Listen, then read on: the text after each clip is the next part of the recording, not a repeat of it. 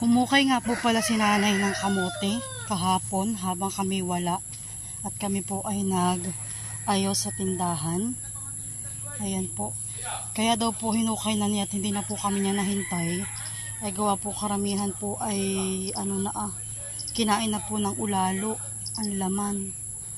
Tapos po gabi na naman na yun. Magagabi na po kami po hindi pa nadating. Kaya po hinukay na po niya. Bali, ang papakita ko na lang po sa inyo yung proseso ng paggagawa. Nagbabalat na po pala si nanay ng kamoting kahoy na aming susumanin mamayang hapon. Nakilo mo na po ito, nanay? Hindi pa. Ito yung tipod kayo diyan. Kung makikita po ninyo talagang ano na siya. Ihukay na. Ito po daw ay kinain ng ulalo. Nabubulok na po pala pati.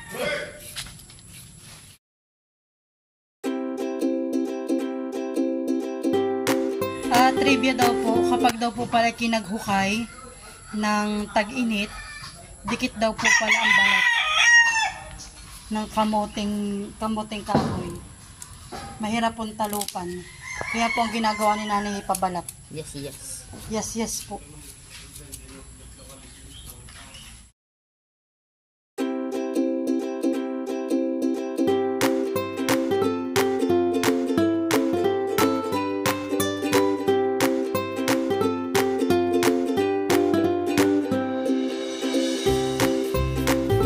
Na po ito, nababalatan. Pagkatapos po ay huhugasan na. Hugasan ng dalawang sunod. Huhugasan po ito ng 2 beses para malinis na malinis. Po palang gagawin naming suman ay lalagyan po namin ng gabi. Gabing San Fernando. Gabing San Fernando daw po. Para po mas masarap.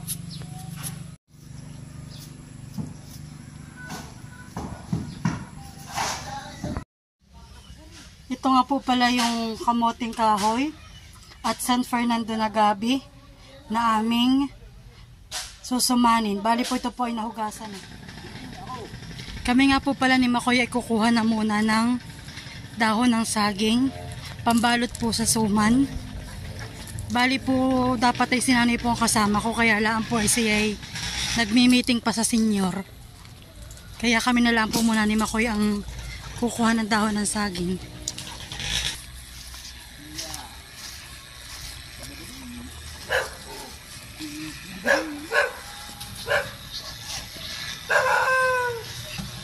Wow! Dami ng itlog. Ito po yung kina Michelle na puguan. Dami.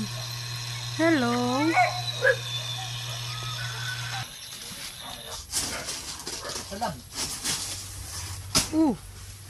And the city's a guide us all. Pili-pili tayo. Mahirap ang pwesto. Pagdali mo na yan. Dito na katalulog.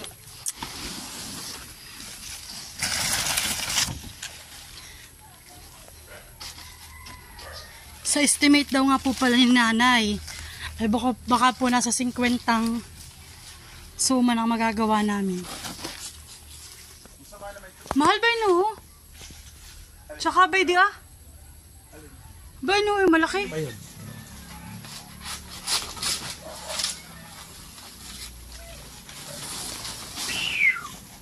Siya daw po naman ang mangunguha.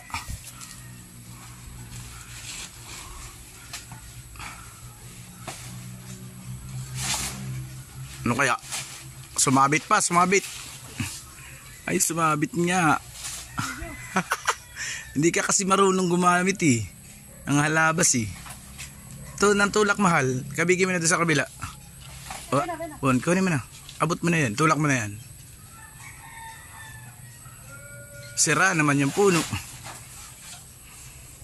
Malapit sa kakuha. Ayan na. Dapat pong dahon ng aming kinuha. Sa 50 pieces na isusuman. Pagkatapos ito pianin po muna lalaibin para madali ibalot.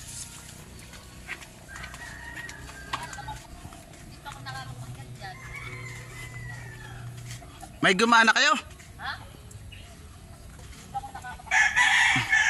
Pwede ang gumana, Nay. Aka na. Para po mas masarap ang aming suman, kukuha po kami ng gumaan at ilalagay po namin. Tunog pa lang. Titistingan daw po ni Mister kung ito daw po talaga ay gumaan.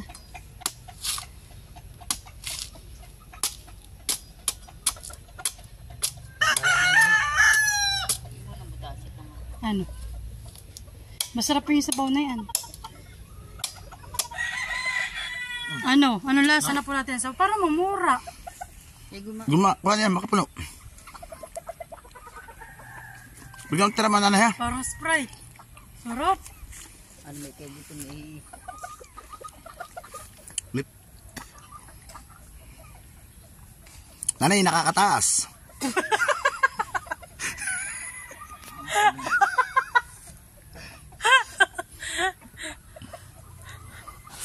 Ano nga po? Ano masarap po. Limahin mo. Ha. 5 ito yung 4. Mahirap tagin 5 ito. Kukunin pa daw po yung 3. Para po... Nanay din ba ilalagay po sa suman? Huwag na nanay kami. Hindi kami lalagay ng gumaan. Mother? Labang may nyo. Mas masarap po. Ari na mga ilagay yung hindi gumaan. Baon. Basta din. Para pansaan po yan. Para mabang hindi nagtutuloy. Alin dito? Bakit? Lalagyan mo ng bench. Na po ni Makoy yung gumaan gamit ang itak. Baba, wala tiklik.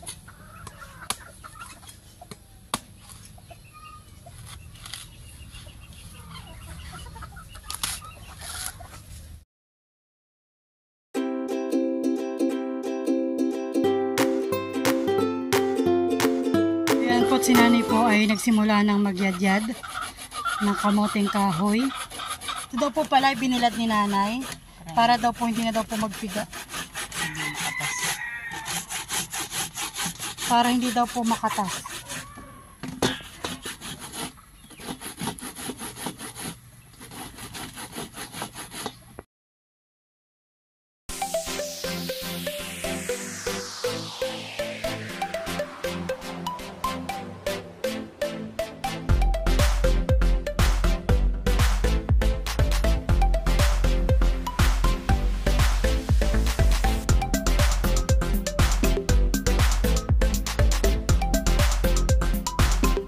Kung hindi nyo nga po pala naitanong, si nanay din po ang nagluluto ng aming binagkat, dinagto, at saka po ang aming masarap na leche flan.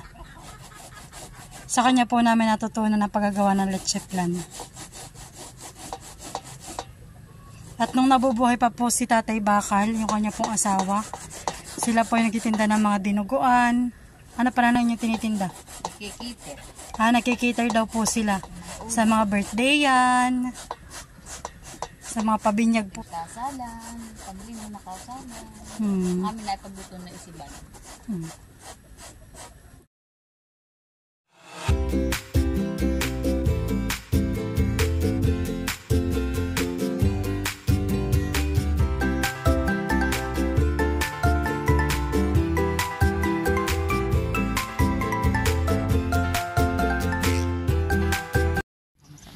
Ayan po, at malapit-lapit na sa katotohanan. Kakaunti na po ang yaryarin. At ako po ay mag-ayaryar din.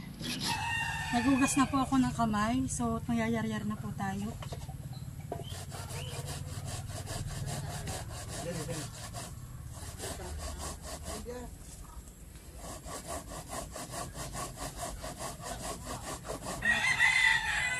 Ang masasabi ko lang po, hindi po biro ang pagyayaryar. Masakit din po sa kilikili. Hindi nga biro. Bakit tatatlo na yan ngayon titira eh.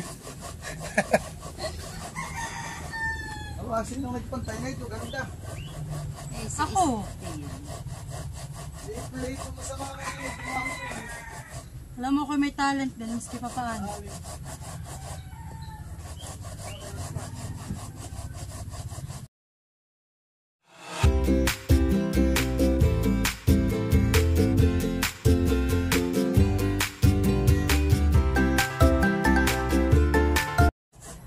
At habang si nanay po ay nagpipiga ng kamote na niyaryar, Ako naman po ay magyayaryar na.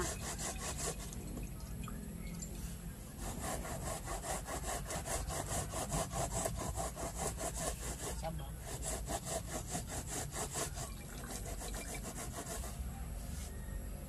Saan ito nalagay?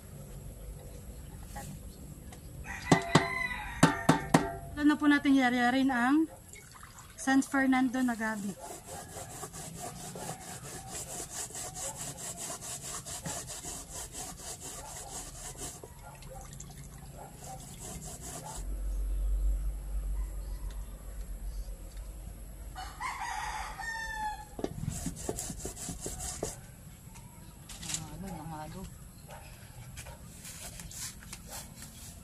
At dahil ako po ay nangalo, kumuha na ako ng bangko.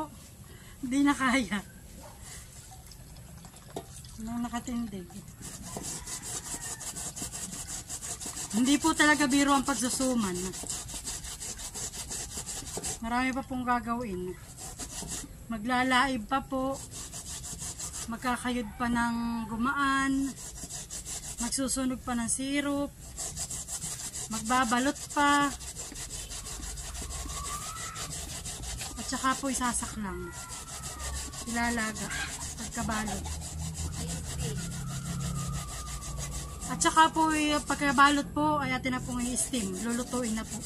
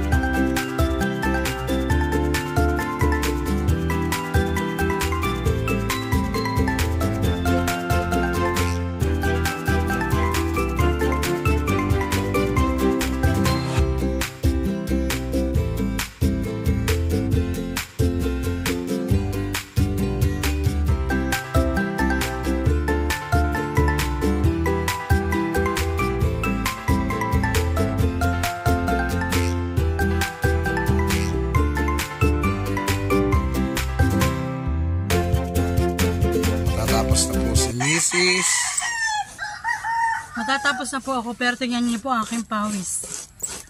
Pawis. Pawis pero hindi naman po natulo sa aking niyayaryar.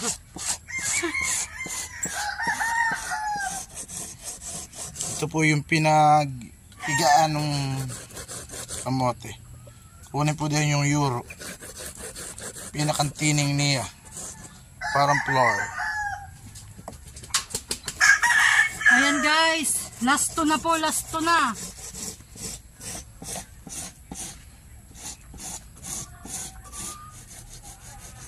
Last one. Finally.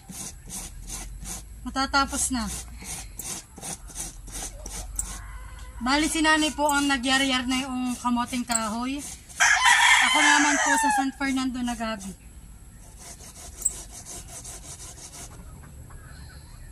Tapos! Done. Ayan po, tapos na po.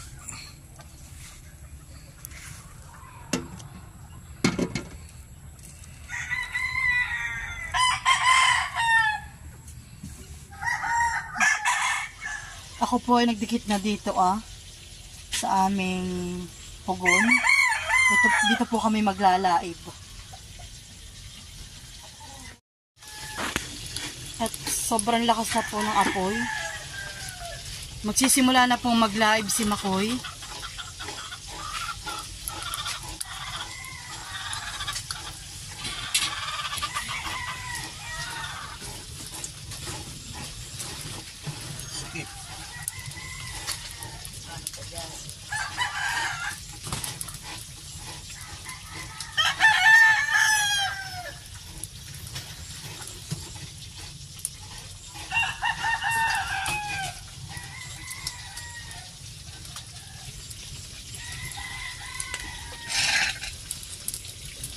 Ito po ang hitsura ng bago ilaib na dahon ng saging.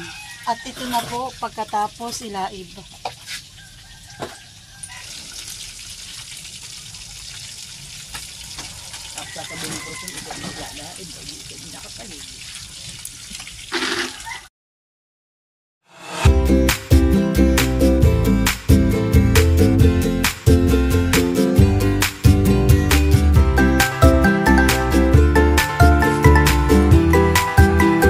Gitay na po ni nanay ang dahon ng saging pagkatapos ilaib.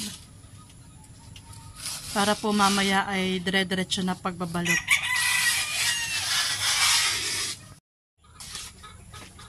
Ginigihas-gihas na po ni nanay itong dahon ng saging. Ganito po kalalaki.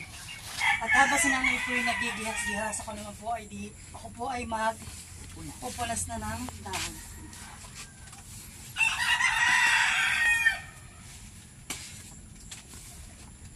Patawag mo na, mother.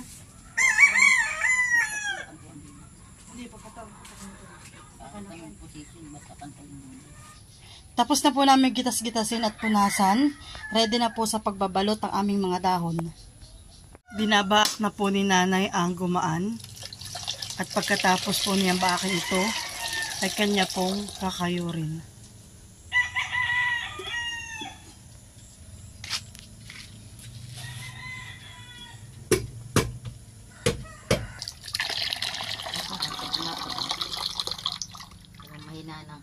Ito po yung pinakantining ng sabaw ng kamote. Ito po yung tinatawag na euro. Euro. Para na po siya nagiging flour. Cassava flour. Nagkakayod na po si nanay ng gumaan. Bali po yung aming gumaan ay 4 na kabuo.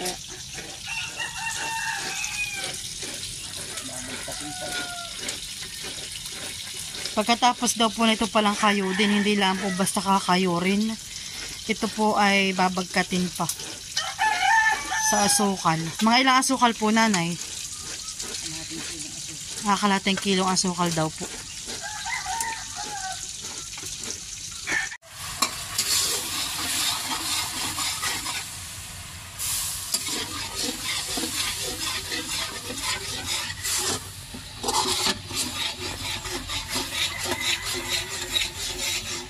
Ice cream. Kulay ice cream. Kulay ice cream.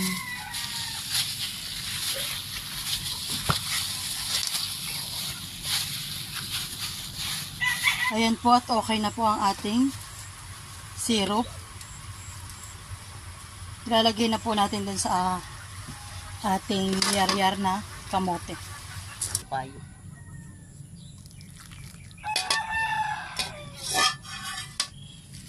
Tayo po ay magbabagkat na ng gumaan.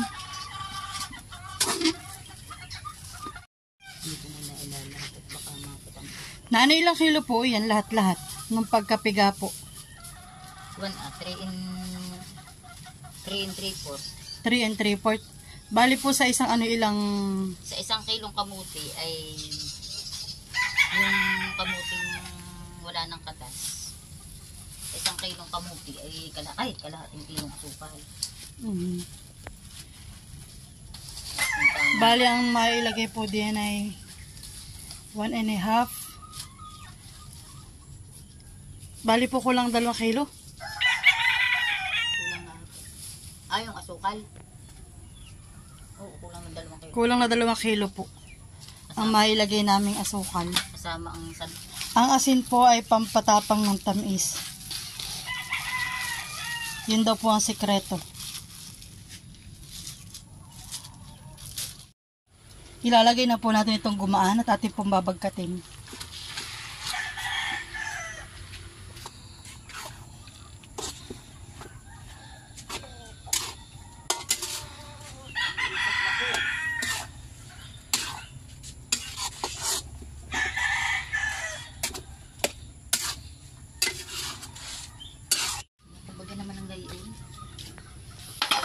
Pagkalagay ng bukayo sa iyo. Ilalagay na rin po natin ang euro.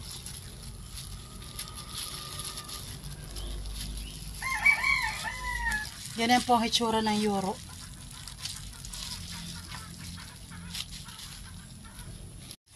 Atin na pong aahonin at luto na. Bagkat na po ang ating gumaan. Umuusok-usok pa po. Hindi pa ako muna lilinisin yung pag-ano. Ay, pasayo nga.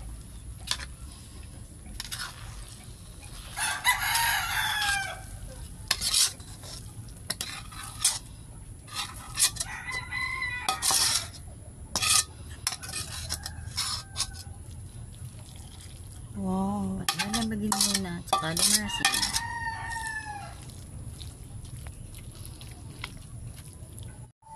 Nagsaklang na po ako dito ng tubig. At amin na pong papakuluan para po mamaya sa pag-i-steam ng suman. Ayan po, at si nanay po ay nagbabalot-balot na ng suman.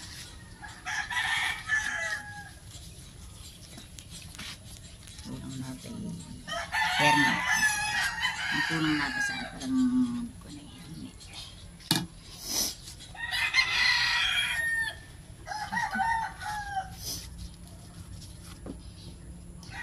Ito daw po pag nabalot ay siguro nasa 50 pieces na suman.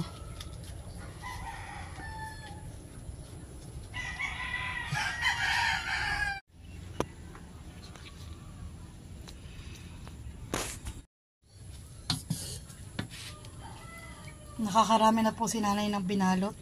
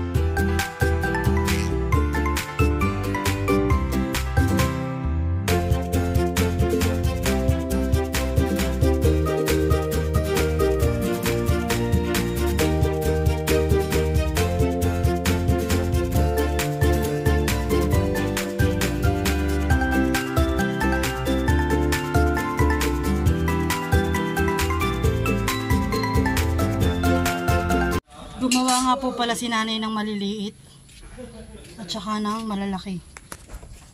Magtatrabaho yung maliliit. Ayan po. Cute size po yun.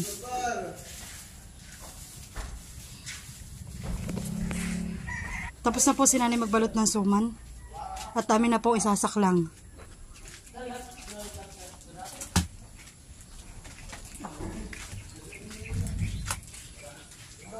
At kulong-kulo na po ang tubig. Ito daw po ay lulutuin ng 45 to 1 hour. Porme pa daw po pala sa gatong. Ang laso nga i-continue ang ano.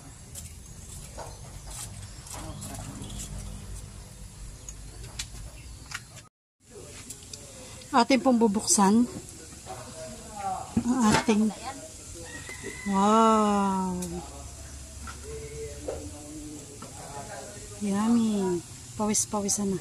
Tayo po yung magte-testing kung luto na at luto na po, lutong-luto na, pwede na pong ahonin.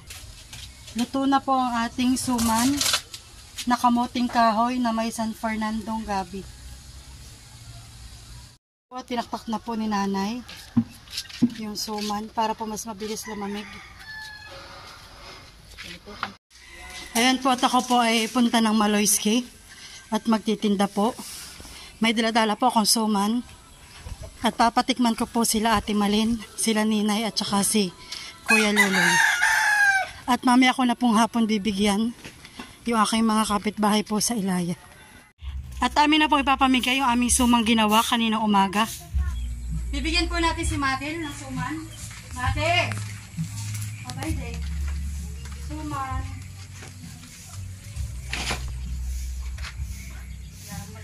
Sige. Dito naman po tayo sa kina Ate Huya. Ninuntaran. Oh. Suman.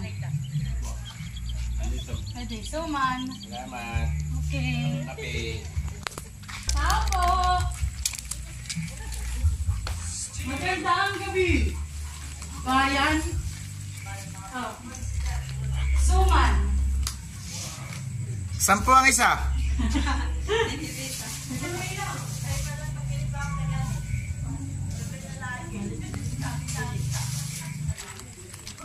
Ninay! Ninay!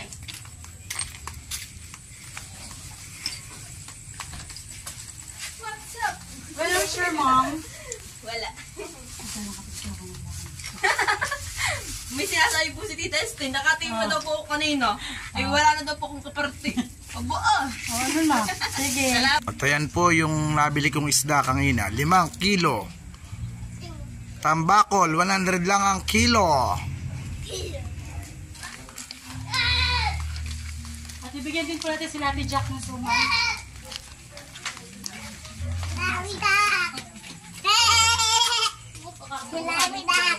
Salamat po. Ano sila?